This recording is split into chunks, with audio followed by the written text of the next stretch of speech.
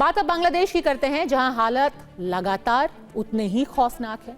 लेकिन अंतरिम सरकार के मुख्य सलाहकार मोहम्मद यूनुस सब कुछ ठीक होने का दावा कर रहे हैं, बल्कि इसके लिए भारतीय मीडिया को जिम्मेदार ठहराया जा रहा है।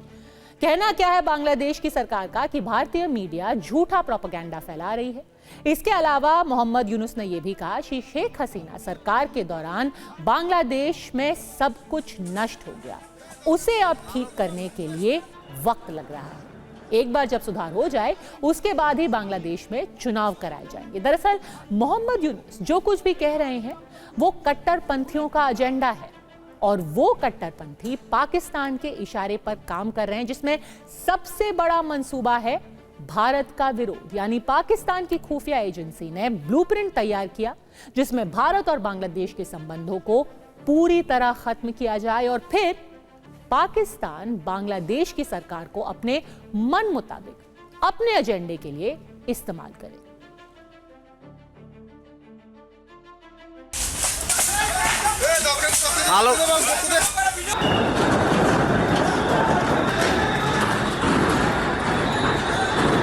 সেই নিজেই এই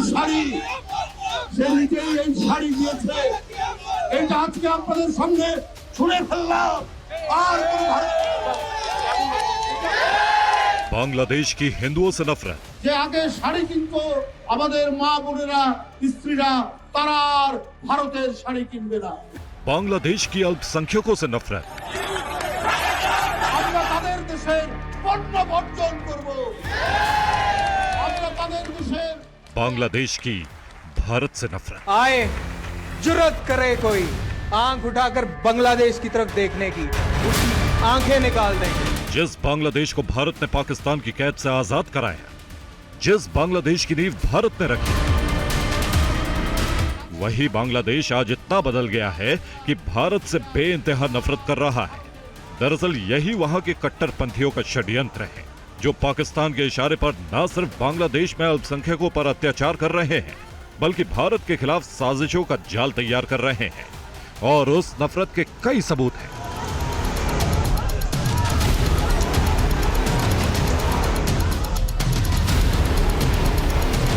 पहला सबूत हिंदुओं के घर जलाए जा रहे हैं। दूसरा सबूत इस्कॉन को बैन करने की कोशिश की जा रही है। तीसरा सबूत है कि भारतीय साड़ियों को जलाकर अपनी नफरत का खुलेआम इजहार किया जा रहा है। सिर्फ यही 3 सबूत नहीं है, बल्कि कई ऐसे मंसूबे जाहिर किए गए हैं जो साफ तौर पर बताते हैं कि भारत से रिश्ते खत्म करने के लिए एक बड़ी साजिश बुनी जा रही है।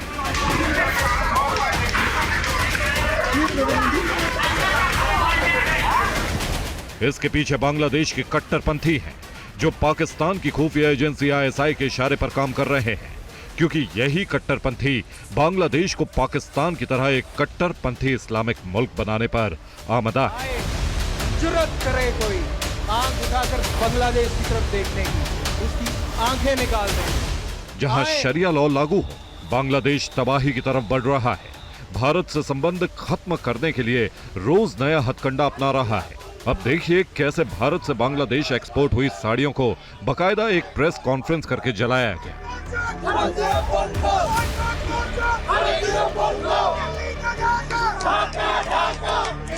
दरअसल ये भारतीय उत्पादों के बहिष्कार के लिए एक कैंपेन चलाया जा रहा है, जो बांग्लादेश नेशनलिस्ट पार्टी यानी BNP की तरफ से काफी पहले से चलाया जा रहा था। लेकिन अब शेख हसीना सरकार के तख्तापलट के बाद BNP ने भारत विरोधी एजेंडे को धार देना शुरू कर दिया है। BNP के जॉइंट सेक्रेटरी रूहुल कबीर रिजवी ने प्रेस क्लब के सामने साड़ियों को कार्यकर्ताओं को जलाने के लिए कहा, जिसके बाद भारतीय साड़ियां जलाई जाने लगी।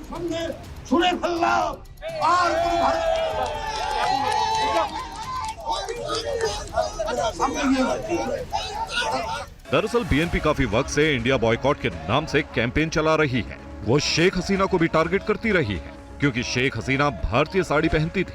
अब मोहम्मद यूनुस की सरकार में BNP ने फिर से भारत विरोधी एजेंडे पर काम करना शुरू कर दिया है। बांग्लादेश बर्बादी के रास्ते पर बढ़ रहा है। वो दुश्मन और दोस्त का फर्क भूल गया है। आज भारत को नफरत की नजर से देख रहा है, जबकि पाकिस्तान में उसको दोस्त नजर आ रहा है, और पाकिस्तान इसका फायदा उठाने की फिराक में है।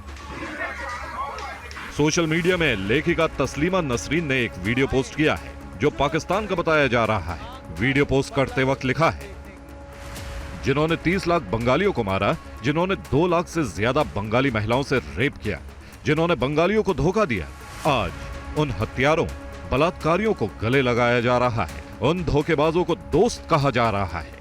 आज ये बांग्लादेश बर्बादी की तरफ बढ़ रहा है। जो वीडियो पोस्ट किया है उसमें पाकिस्तान बांग्लादेश को दोस्त बताकर एटम बम देने की बात भी कह रहा है।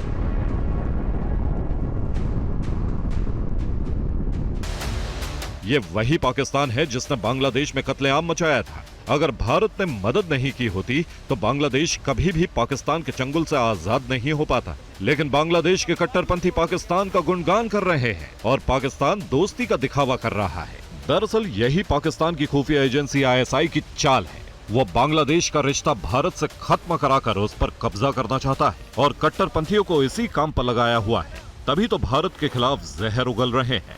Bureau report, TV9 Bharat. Sheikh Hasina सरकार के तख्ता पलट के लिए कई महीनों पहले से ही तैयारी शुरू हो गई थी। कई तरह की खामियां गिनवाई जाने लगी। कट्टरपंथी बांग्लादेश की आवाम को उकसाने लगे थे, जिसमें शेख हसीना के भारत के साथ संबंधों को भी लगातार टारगेट किया गया। उस दौरान शेख हसीना की विरोधी पार्टियों ने भारत के उत्पादों का विरोध करना शुरू कर दिया था। शेख हसीना भारतीय साड़ी पहनती हैं, इसलिए वो भी कट्टरपंथियों के टारगेट पर आ गई थी। तब शेख हसीना ने बयान दिया था कि पहले विरोध करने वाले अपनी पत्नियों को भारतीय साड़ियों के इस्तेमाल से रोकें, फिर भारत का विरोध करें।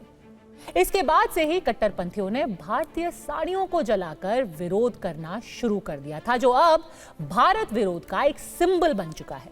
और यह विरोध शेख हसीना सरकार के तख्ता पलट के बाद और भी ज्यादा मुखर हो गया है। इसके अलावा कट्टरपंथियों ने कई तरह के फतवे जारी करने शुरू कर दिए हैं, जो ठीक तालिबानी फरमान की ही तरह है। ना ये अफगानिस्तान है, ना ही पाकिस्तान, ये बांग्लादेश है, जहां महिलाओं को लेकर तालिबानी फरमान जारी कर दिया गया है। गली गली में घूमकर अनाउंसमेंट किया जा रहा है, जिसमें महिलाओं के बाजार जाने पर रोक लगाने की बात कही जा रही है। ये बांग्लादेश के कट्टरपंथी मुल्क में बदलने का सबसे ताजा और नया सबूत, यानी बांग्लादेश में हिंदुओं से हिंसा के बाद दूसरा टारगेट महिलाएं, जिन पर कट्टरपंथियों का हंटर चल गया है। एक तरफ महिलाओं पर पाबंदी से कट्टरपंथी इस्लामिक मुल्क बनने की तरफ बांग्लादेश बढ़ रहा है, दूसरी तरफ पाकिस्तान से नजदीकियां बढ़ाकर भारत विरोधी साजिशें रची जा रही हैं। बांग्लादेश की अंतरिम सरकार ने फैसला लिया है कि अब पाकिस्तानी नागरिकों को वीजा में ढील दी जाएगी। अब वो बिना सिक्योरिटी क्लियरेंस से बांग्लादेश पहुंच सकते हैं, यानी बांग्लादेश में बिना रोक टोक कोई भी पाकिस्तान आ सकता है। जबकि पहले फैसला लिया गया था कि बांग्लादेश में पाकिस्तान से इंपोर्ट किया जा रहा सामान भी बिना चेकिंग के पहुंच सकता है। अब इसका सबसे बड़ा खतरा समझिए, जब चेकिंग नहीं होगी तो टूरिस्ट बनकर आतंकी बांग्लादेश में घुस सकते हैं। इसके अलावा शिप या फिर कार्गो जहाज से सामान के साथ गोला बारूद और हथियार पहुंचाए जा सकते हैं। बांग्लादेश की अंतरिम सरकार पाकिस्तान पर इतना भरोसा कर रही है, इसके पीछे सिर्फ और सिर्फ भारत विरोध है। जबकि मोहम्मद यूनुस ये भूल रहे हैं कि पाकिस्तान की फितरत धोखेबाजी है। जो बांग्लादेश में नरसंहार कर चुका है, वो क्या इस बार बांग्लादेश से सच्ची दोस्ती निभाएगा? दरअसल यही पाकिस्तान की ISI का प्लान है कि वो बांग्लादेश का इस्तेमाल भारत के खिलाफ आतंकी गतिविधियों में करे। यानी मोहम्मद यूनुस सरकार ने बांग्लादेश को पाकिस्तानी आतंकियों का अड्डा बनाने का लाइसेंस दे दिया है। अब ISI लश्कर और जैश के आतंकियों को बांग्लादेश में भेजकर तबाही का नया ब्लूप्रिंट बना रही है। बांग्लादेश में कितना बड़ा खतरा है, इसको लेकर ब्रिटेन ने आतंकी हमले का अलर्ट जारी किया है। पर्यटकों के लिए एडवाइजरी भी जारी की है कि बांग्लादेश जाने से बचा जाए।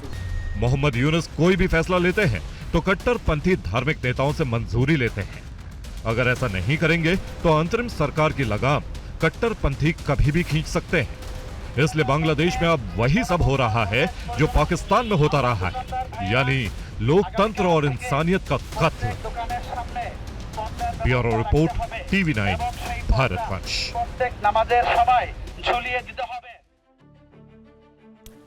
भारत के विरोध में मोहम्मद यूनुस सरकार लगातार कई फैसले ले चुकी है। बांग्लादेश की तरफ से कहा गया है कि भारत में मुसलमानों की स्थिति बेहद खराब है। हालात सुधारने के लिए यूएन को पीस कीपिंग फोर्स भारत के अंदर भेजनी चाहिए। इसके अलावा भारत बांग्लादेश बॉर्डर पर सर्वेलेंस शुरू कर दिया गया है। एक हाई अलर्ट जारी करके भारत की तरफ से आने वाले वाहनों और सामान पर रोक लगा दी गई है। साथ ही भारत के साथ कारोबारी रिश्ते खत्म करने की भी अब तैयारी की जा रही है। जबकि दूसरी तरफ पाकिस्तान ने बढ़ती नजदीकियां संकेत दे रही है कि कट्टरपंथी जमात और पाकिस्तान की खुफिया एजेंसी मिलकर भारत के खिलाफ लगातार षड्यंत्र, लगातार प्लान बना रहे हैं। जबकि मोहम्मद यूनुस को यह याद रखना चाहिए कि पाकिस्तान एक कर्ज में डूबा हुआ देश है, जो कट्टरपंथ की बेड़ियों में जकड़ा है, जो खुद बर्बादी की तरफ बढ़ रहा है। वो बांग्लादेश का भला कैसे कर पाएगा?